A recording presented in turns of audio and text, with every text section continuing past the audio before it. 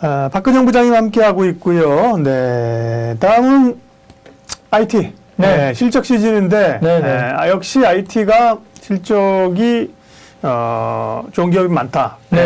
눈여겨볼 기업이 꽤 많다. 네, 맞습니다.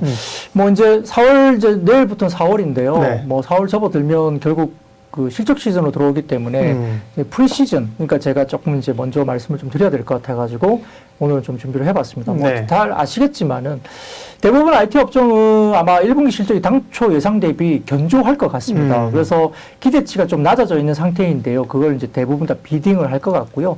IT 수요가 당초 우려보다는 좀 꺾이지 않았던 걸로 확인되고 있고, 최근에 이제 비용 압박이 많았지만 비용 압박에 대해서 내성이 생기고 있죠. 그리고 원달러 환율이 굉장히 또 올라왔죠. 그러니까 워낙 약세였기 때문에 이게 이제 수출 업종에 대해서는 실적이 좋아지는 그림으로 갈 수 있죠. 그래서 IT 기업에게 유리한 환율 환경까지 됐습니다.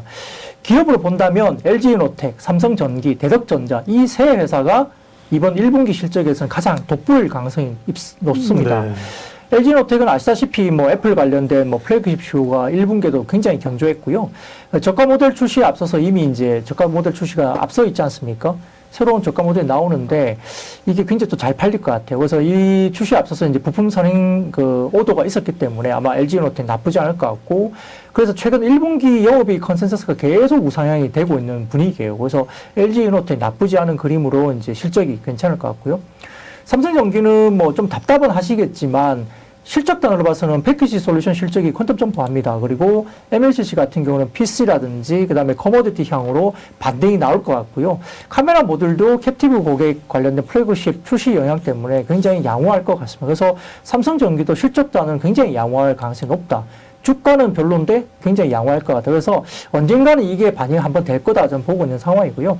대덕전자는 지난번에 몇 번 대덕전자 계속 좋다. 뭐 심텍과 더불어서 말씀을 드렸는데 1분기 영업이익 기대치 이상입니다. 그래서 메모리 기판 상승이라든지 그다음에 FC BGA 매출 관련된 기여도도 굉장히 좋고요. 대덕전자는 다른 패키지 기판 업체보다 투자가 선행으로 굉장히 많이, 선행 투자가 굉장히 빨리 됐습니다. 그래서 올해 가동률이 굉장히 빠르게 올라오기 때문에 대덕전자 눈여겨보셔야 되고요. 그래서 이제 고정비 커버가 이제 굉장히 되고 있죠. 신규 투자에 대해서 마찬가지입니다. 그래서 MLB라든지 모듈 SIP에 대한 선제적인 구조조정도 했기 때문에 이런 부분에 대해서 이익단, 레버리지 효과가 상당히 좋아지는 그림으로 보여지죠. 그래서 패키지 기판 호황은 삼성전기의 패키지 솔루션이라든지 LG에너텍의 반도체 패키지, 그다음에 대덕전자 실적이 뚜렷하게 반영되고 있고, 업황에 대한 기대감들이 뭐 한 2025년까지 좋아진다 봤지만 27년까지 더 장기화되는 그림이 지금 나오고 있어서 패키지 기판 업체들은 여전히 좋다. 그래서 뭐 지금 대덕전자를 제가 좀 말씀드렸지만 심텍, 대덕전자, 이수페타시스, 뭐 코리아 서킷 다 좋습니다. 근데 최근에 어젠가 그젠가 최근에 음봉을 한번 길게 한번 맞았거든요. 패키지 기판 업체들이. 그래서 이게 뭐냐, 왜 그러냐, 악재가 있냐 뭐 물어보시는 분이 많은데 그냥 단순 제가 보기에는 이익 실현이에요. 안 그래도 지금 인터플렉스도 지난번에 말씀하셔가지고요. 이제 기판 업체들이 잘 가다가 조금 이제 조정을 받으니까 물어보신 분이 있거든요. 네, 한 번 지금 최근에 음봉을 한번 맞았거든요. 종목들 대부분 다 맞았습니다. 근데 그때 당시에 저희가 찾아봤을 때 특별한 악재가 없었어요. 그래서 단순하게 아마 차익 실현 물량들이 어디 펀드라든지 기관 쪽에서 한번 쏟아져 나온 것 같다. 그런 쪽으로 보시면 되겠고, 수급적인 이슈입니다. 여전히 저는 좋다 보고요. 일부 뭐 다른 분들 말씀하신 건 약간 좀 단가이나 압력을 좀 받는다는 얘기를 좀 하긴 하는데요. 근데 기본적으로는 뭐 지금 돈 잘 버는, 근데 사실은 기관들이 수익 잘 났던 게 PCB 이쪽 기판 쪽이니까 차익 실현 또 윈도우 드레싱 이런 것도 좀 있지 않나 싶어요. 예, 근데 단가 인하에 대한 뭐 이야기를 누군가 하시면은 이렇게 말씀드리겠습니다. 저희가 판단하기로는, 그리고 시장에서 저희가 여러 뭐 루트를 통해서 애널리스트들 의견을, 코멘트를 들어보면 단가 인하라는 단어는 들어간 게 아직까지는 안 보입니다. 확인이 안 된다는 거죠. 두 번째로는 패키지 기판 공급과 수요를 봤을 때 수요 대비해서 지금 공급이 25% 쇼티지예요. 현재까지. 그럼 단가 하락이 압박이 들어올까요? 만만하지 않습니다. 그래서 저는 단가 하락 압박은 아직까지는 좀 시기상조다. 그리고 그게 어떤 근거로 이야기가 나온지는 저도 아직 잘 모르겠습니다만 혹시 단가 하락에 대한, 단가 압박에 대한 이슈가 어디서 확인된 게 있으면 띄워주세요. 여기서 말씀을 주시고, 저도 모르고 있습니다. 저도 모르고 있고, 다른 그 애널리스트 관련된 커멘트에서도 저도 확인한 적이 없기 때문에 네. 단가 하락은 아직은 잘 모르겠습니다. 근데 뭐 뭔가 있다면 저희가 잘 모르고 있는 거죠. 그래서 뭐 저희도 확인을 좀 해봐야 될 텐데, 아직까지는 없어요. 그래서 제가 보기에는 뭐 불과 1, 2주 전에 제가 분명히 패키지 기판이 수요 대비 공급이 25% 아직도 쇼티지라고 제가 말씀을 분명히 드린 적이 있고요. 2주 만에 그 쇼티지가 해결될 리는 없죠. 패키지 기판은 그렇습니다. 그래서 제가 기본적으로 패키지 기판을 왜 캐파 증설을 하는데 공급이 그렇게 많이 늘지 않느냐, 그 이야기는 제가 설명 여러 번 드립니다. 왜냐하면 패키지 기판은 고사양화 될수록 기판의 크기가 대면적화돼야 됩니다. 그러니까 똑같은 걸 만들었는데 대면적화돼야 되니까 개수가 잘 늘지 않아요. 그리고 적층화돼야 되죠. 층을 쌓아야 되니까 어떻게 되죠? 기술적인 난제가 있으니까 수율이 안 나와요.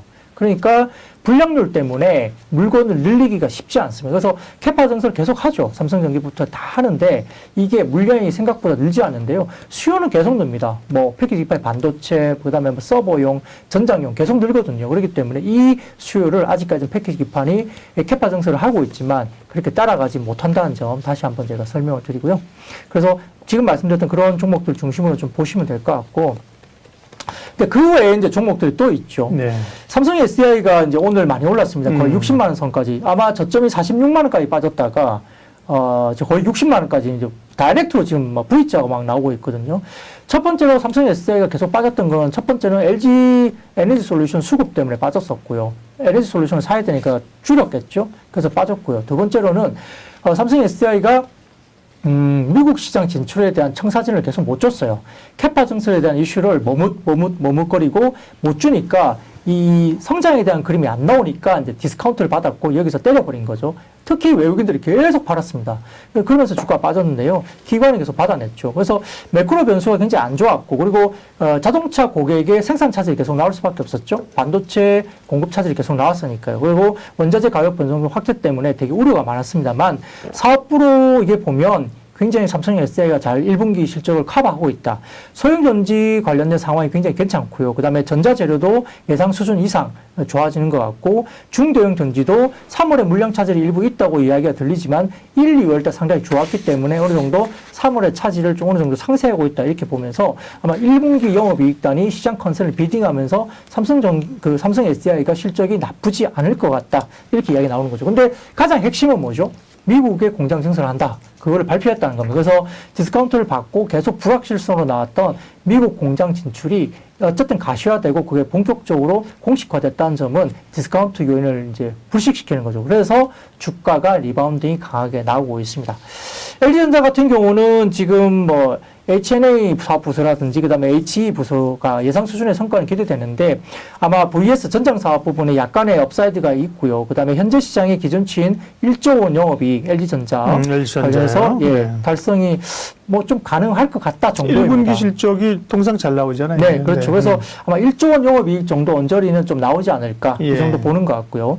LED 디스플레이는 상대적으로 조금 약합니다. 왜냐하면 OLED 비수기에 불구하고 연착륙 수준에서 방어를 잘 하고는 있는데, TV용 LCD 가격이 예상 대비 더 많이 지금 빠지고 있는 상황이고요. 그 다음에 IT용 LCD 가격도 약간의 하락 추세가 있습니다. 그래서 1분기 영업이익은 기대보다 소폭 낮은 1,000억대 정도 수준의 중반, 1,000억대 중반 정도 예상이 되고요. 그래서 약간 시장의 기대치보다 조금 하회할 가능성도 지금 제기가 되는 것 같고, 3월에 그나마 이제 32인치와 42인치 TV용 LCD 패널 가격 하락이 3월에 다소 조금은 멈추었습니다. 멈추어서 다소 좀 위안거리가 되는 거죠. 그리고 다른 대형 제품 가격 하락률도 3월 되면서 약간 전월, 그러니까 2월 대비 하락률이 절반 수준까지 조금 줄어들었어요. 그러니까 약간의 우리가 뭐랄까 위안거리는 있는 상황인데, 상대적으로 그래도 LG 디스플레이는 소폭 살짝 좀 뭐라 그럴까 조금 하회할 가능성은 좀 염두에 둬야 될 것 같고요. 그래서 보수적으로 평을 보더라도 IT 업종 주가는 아까 제가 말씀드렸던 부분에서 나쁘지 않은 회사들이 있고, 그 다음에